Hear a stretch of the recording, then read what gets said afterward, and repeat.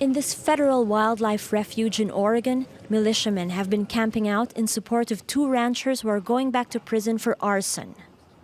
The jail sentences, recently extended by a federal court, have riled up far-right groups critical of U.S. government control of public land. This is the Constitution. That's what we're up here for, the Constitution.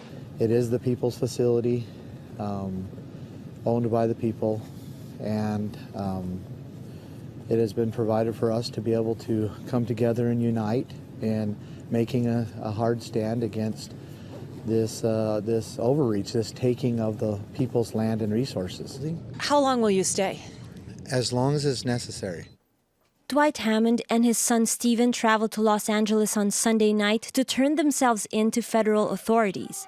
They had already served time after being convicted 3 years ago for setting fires on public land, an act which they say was meant to protect their own property from wildfires and invasive plants.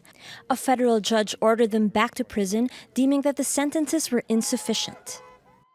Disgusted over the ruling, protesters marched in the Hammonds' hometown of Burns on Saturday, and then occupied a building in the Malheur National Wildlife Headquarters.